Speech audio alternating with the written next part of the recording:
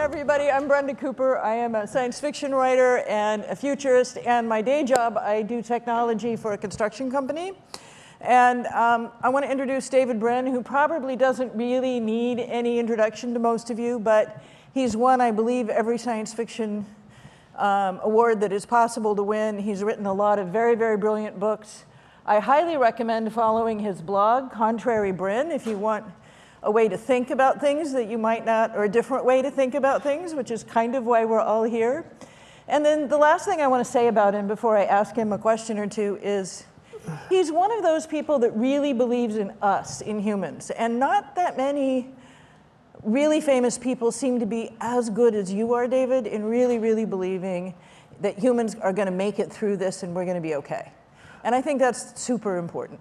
Well, it is, but people accuse me of being an optimist, which I consider a base canard. I know the thing that I insist that people look at is history. Only 10% of science fiction authors are technically trained, as Brenda and I are. That doesn't keep some of them, like Nancy Kress and Sheila Finch and Kim Stanley Robinson and the late Greg Bear, from being great technical and scientific science fiction authors. They learned how to go to nearby university and pick brains for the cheapest possible consultancy fee, pizza and beer, and flattery, offering to name a character after the scientist. They'll pay for the pizza and beer. But the one topic that transfixes most science fiction authors has been history. And it's been said that we should have been named speculative history rather than science fiction, because the terrible story, the great story, the only real story, is humanity's climb with no one's help out of filth and ignorance, when we broke through and somehow started wondering, what the heck? And science fiction often extrapolates possible paths that extend this story, or in parallel, or that sort of thing. And if you look at that story, you realize, lacking any real help, the odds have always been against us, and they are now. 6,000 years of horrible pyramidal social orders dominated by harem-keeping, brutal males. How did we even get away from that? Because Darwin reinforced it every generation. We're all descended from those harems. So, am I an optimist? Yeah, comparatively, because I think there's a good 40% chance some people in this room, the younger ones, will live to see a dazzling civilization, stunningly dazzling civilization, but that's 40%. So am I not? Maybe compared to the stylish grumpiness that's a reflex today. It's masturbatory, forgive me please, but it's self-indulgent, this cult of gloom that we see. Well, most of the media seems to be very much immersed in this gloom. But I often find that when I go, particularly to reading science fiction as opposed to watching it, that when I read science fiction, I find things that are more positive. And why do you think that is? Well, I think it's because Hollywood is often staffed at the very top by the dumb younger brothers in rich families who, and they send them, it's been this way for 80, 90 years, they send them to Hollywood to mess around with starlets and take some money and invest it in films and pretend they're big shots. And if there's if there's a script or something they don't understand, that's the death for awful lot of intelligent scripts. Now, it can get more complicated. In the case of The Postman, Costner, I have very mixed feelings. The worst thing he could have done is betray the heart of my novel. And he didn't. He and Brian Helgeland were utterly faithful to the heart point of my novel, The Postman, and that is that the hero is not some Mad Max guy who's going to defeat the villain all by himself. The job of the hero is to remind the survivors that they had once been mighty beings called citizens, and it's their job to rebuild. And he caught that, he captured that, and he's a great cinematographer, so the film is just dropped out dead gorgeous. They scooped out and threw away all the brains from my book, and he was unpleasant to me. But Hollywood does that to people, so that's the least important thing. The film is gorgeous, big-hearted, and dumb, but that's what my wife married. But the book is better. I reread the book just because I knew I'd get a chance to come down here and talk to you, and it actually holds up beautifully as being a story of the heart of humans and what we're sort of looking for. Can you talk to me about a story that might have impacted you and helped you see the world in a different way? Well, my novel Earth shares the top 10 novels about predicting the future with some real wonders. Stand on Zanzibar and the Sheep Look Up by the great John Brunner from the 1960s. Beggars in Spain by Nancy Kress. Almost Anything by Ursula Le Guin. Lately, Kim Stanley Robinson, my bro, my pal. We took a class together as grad students from Ursula Le Guin. He has become an international sensation with his novel. Well, all of his novels are great, but with his novel Ministry for the Future, which apparently the UN is going to name an agency after his novel. Yes. Well, I've never had a UN agency named after one of my novels. It's very moving, the first few chapters about the effects of a heat wave in India are terrifying and harrowing, but then it goes on to become optimistic. I highly recommend that book. Once again, it's Ministry for the Future for anyone who is interested in some of the ways that we might actually be able to tackle the challenges that are facing us right now. I had the pleasure of spending a little bit of time with Stan about 6 months ago, and he's tickled pink that Sweden and some other places are actually really looking into trying to bring forward some of those ideas. And he did mention to me that and I actually heard him read the first chapter at one point in time. The first chapter is horrifying. It's even more horrifying when he does. So if you buy the book, just get through the first chapter. You have to hear it to read the rest of the book. But after that, it does get better. Well, so it's important to pass through hell on your way to. Actually, that was the theme of my play, which debuted at Caltech night before last.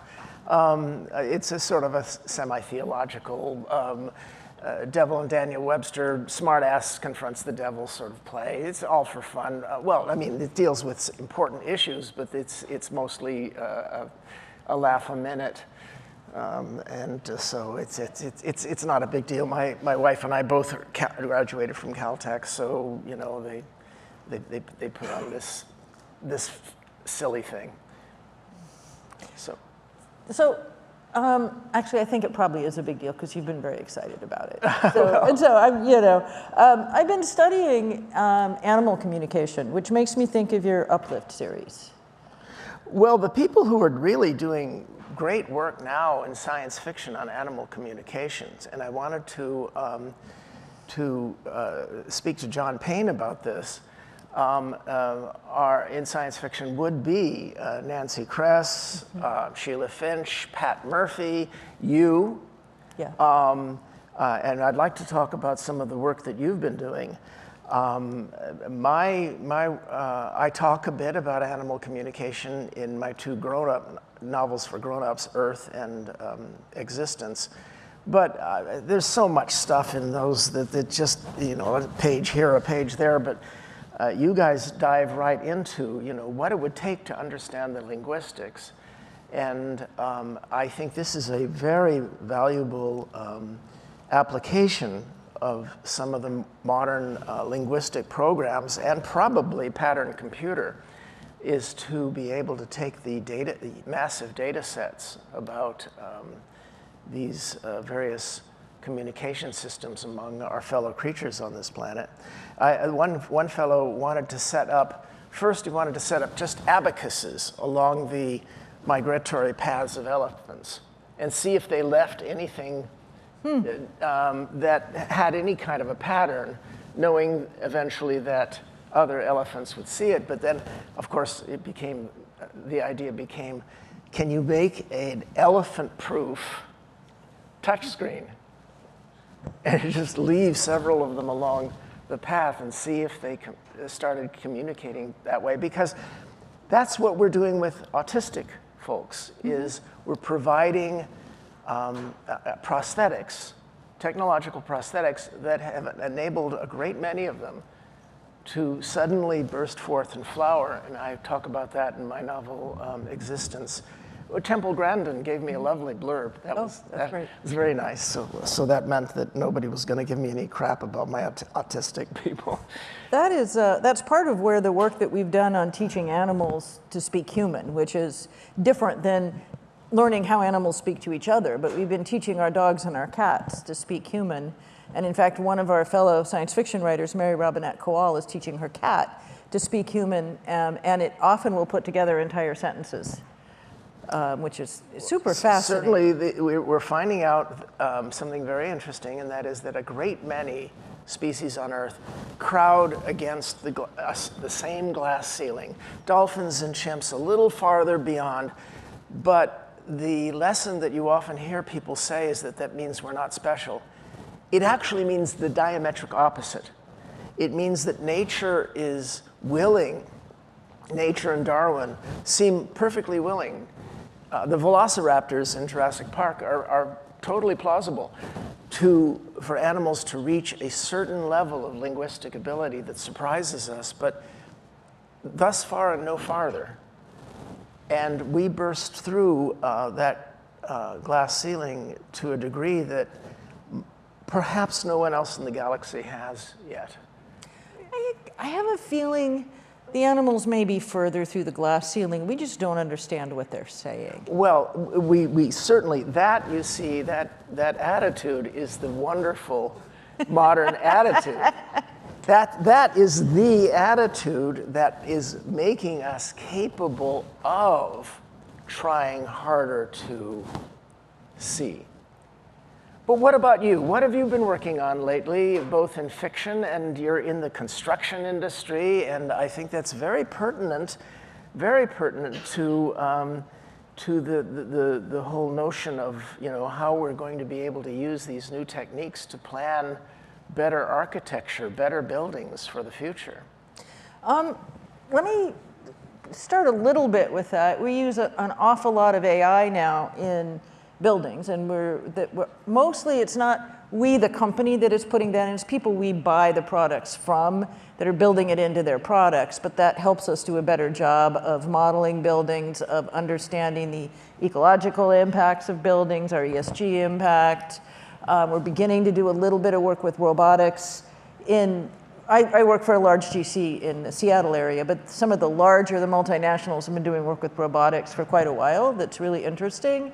For example, I think it's Turner that actually they install a number of wind turbines, and they actually do all the preparation with robotically, and then a crew goes out there and just basically sticks the wind turbine in. I mean, it's not quite that simple. I'm oversimplifying, but it's pretty interesting to see the way all of these new technologies are impacting the AEC industry, and I suspect most every other sort of manufacturing or building industry.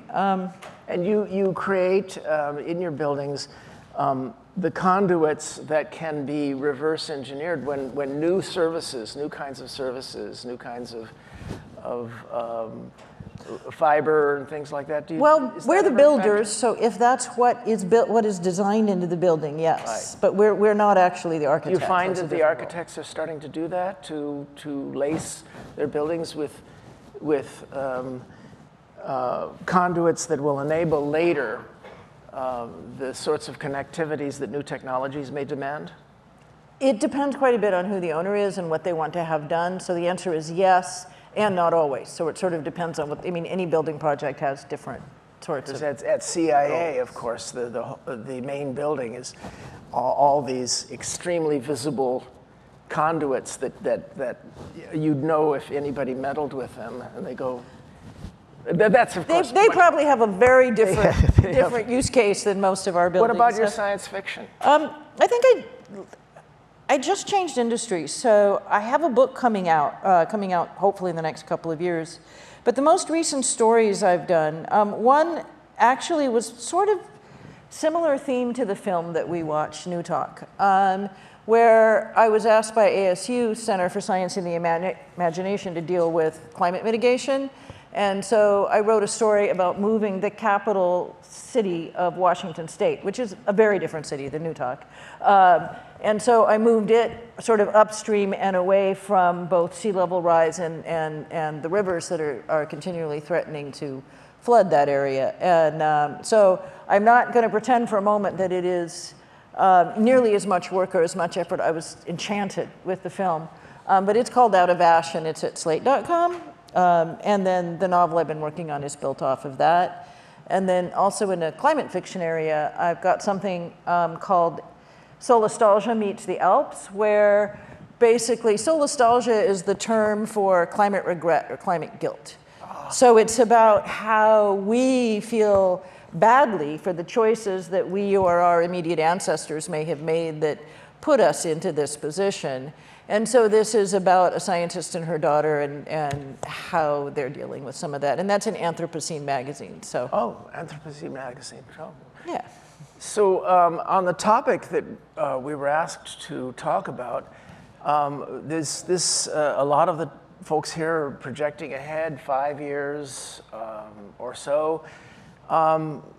What do you see as a parameter for the longer 20, 30 years that folks here should at least have at the back of their minds when they're thinking about their investments and what to read up on for what their grandchildren might, or their children might see?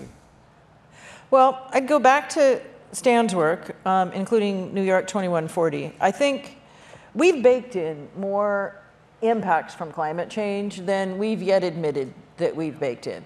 James Hansen recently put out an article that basically said, hey, we think sea level rise is going to rise here, but really it's going to do this, et cetera. You know, we're seeing things interact with each other even faster than we thought. And that's been the theme all along. So I really think it's very important to think about that and mitigation, and all of the ways that that is impacting our politics might even be more important, because a lot, migration, Mark mentioned that early on in the fire program. Migration is a significant issue that we haven't dealt with. We're not admitting the amount of climate migration that we're probably going to have to face. Including from the American Southeast, because that's ironically the part of the country that's going to be affected by climate change more than any other part of the United States. I find it sad and somewhat hysterical that many people are moving to impacted states like Texas and Florida rather than here into Oregon and Washington. Well, air conditioning.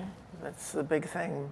But the thing is that, well, in my novel Earth, for example, the Mississippi River finally changes course. It finally gets fed up with the Corps of Engineers.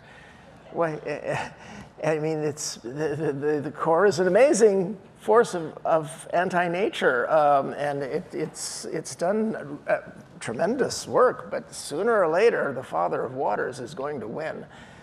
So talk a little bit more about Earth, since that's coming back out in a re-release shortly. Oh, well, a new edition of my novel Earth. That's the one that was on all the predictive novels list. And I started talking about Kim Stanley Robinson and John Brunner, and there are others. We can hope that Brave New World in 1984 are not predictive, but they certainly were influential on preventing themselves. And I think the self-preventing prophecy is as easily as important as the predictive, those whose predictions come true. I have a book about that, by the way, a nonfiction book called Vivid Tomorrows, Science Fiction in Hollywood. And the main assertion across all the different essays about different topics and different works is that we're here today because of Hollywood science fiction. The dire warnings about nuclear war, like Dr. Strangelove on the Beach, Failsafe, War Games, Testament, The Day After, they all, officers in our military who retired, after they retired, they said, yeah, this really affected us. Soylent Green recruited millions of environmentalists, and the Granddaddy, 1984, I think spurred a great many people. One of the major differences between right and left is not whether or not they think there are people scheming to become Big Brother, but which direction they think they're coming from.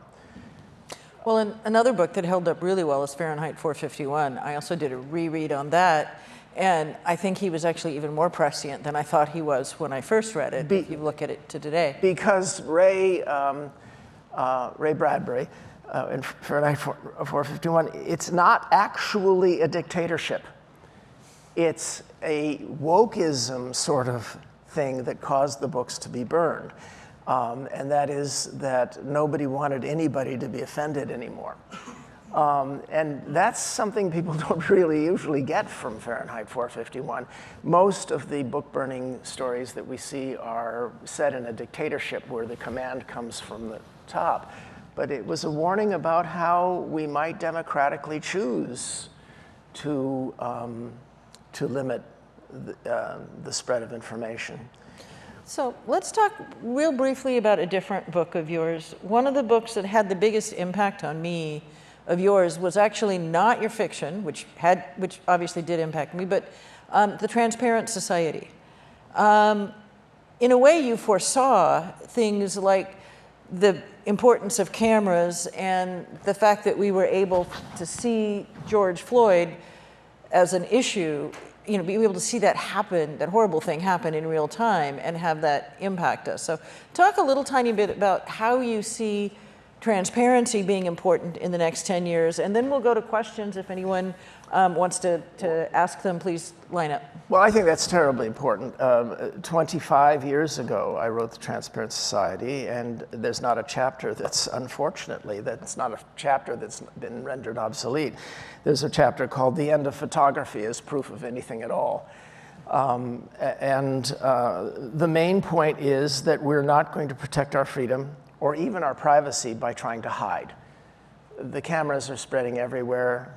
And every year they get smaller and smaller. We're going to protect our privacy and our freedom the way we already have by having a civilization in which average people can hold each other and, to some substantial extent, the mighty accountable. And very often people answer, well, the rich are able to use light better than the average person can. Well, of course they can. Mm-hmm. But there are two answers to that. And one is that the rich are far better at using shadows and darkness than average people can. The mighty are going to be able to penetrate your shadows, and if you don't have the technology that they have, they're going to fly a mosquito into your bedroom. But the other answer is that the greatest invention of the 20th century, in my opinion, was the NGO. Esther Dyson is here. She's been engaged with NGOs. There are a number of other people, Mark Prensky and others. The thing that the Chinese and Russians, oligarchs, hate above all else, you listen to the speeches, or more likely read the speeches of Vladimir Putin, the thing that he hates above all, and the deep right in America hates George Soros, is the NGO. Because they have enabled average citizens to pool themselves together. And as aggregate, they are able to hire the best lawyers, the best experts, to take on whatever issue it is. And so every December, I urge people during their philanthropic phase to join as many NGOs as you have ideas about how the future should change. But this also relates to AI because AI are going to get more and more powerful. And how are we going to keep them in check? I can't go into it in great detail, but I have an article in Wired magazine from 3 months ago that talks about how the way we can do that is the way we kept power in check during our recent enlightenment. And that is, here's the metaphor for you.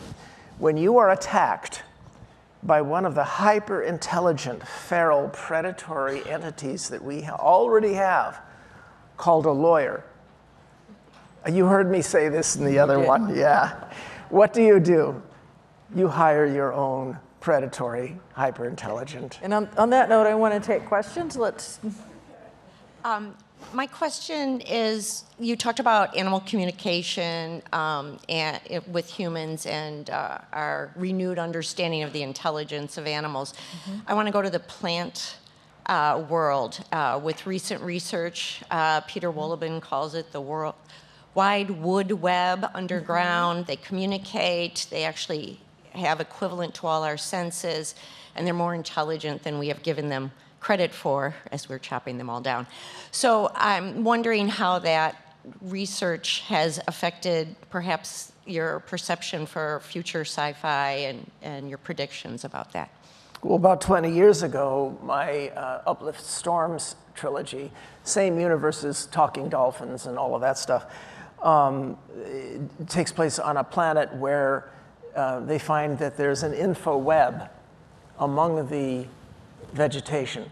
And they're rivals, but they also exchange information, and they use this to defeat alien invaders by sending messages to each other so they can maintain a guerrilla uprising. But I recommend the science fiction of Sue Burke. She has Semiosis is her novel, and it's all about a planet that's like that. Okay, over here. I love the average people can hold each other and the mighty accountable. That whole idea intrigues me. Thank you for that idea around NGOs. Amazing. My question is, do you have an opinion about B corporations? No. Sorry. Well, it's our job to see to it that the earlier reforms, new kinds of corporate structure and all of that, that solved earlier problems don't become problems in their own right. Patent and intellectual property law was designed to end 6,000 years in which the inventor would always keep their inventor's secret because it was the only way their family could benefit from it. And it was a disaster. So patent and intellectual property law were invented in order to get everybody sharing their information. Well, it's metastasized, it's gone cancerous recently, and lawyers have found, there they are again, ways to ensure that IP law can be used exactly the opposite of intent, to prevent the spread of information. Now, how do we solve this? You keep tweaking and fine-tuning the rules of a liberal Enlightenment civilization. And you do that through a process that's called, and you may remember this from long ago when we actually had it, it's called politics. It's called actual negotiation among people of goodwill and finding ways of experimenting to find out what government's good for and what it's not good for, pragmatically.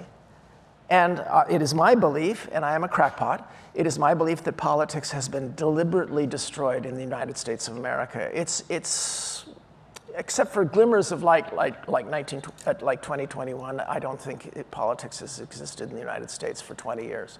That's a fabulous thing to end on. I'm afraid we're out of time. David, thank you very much. Thank you, Brenda.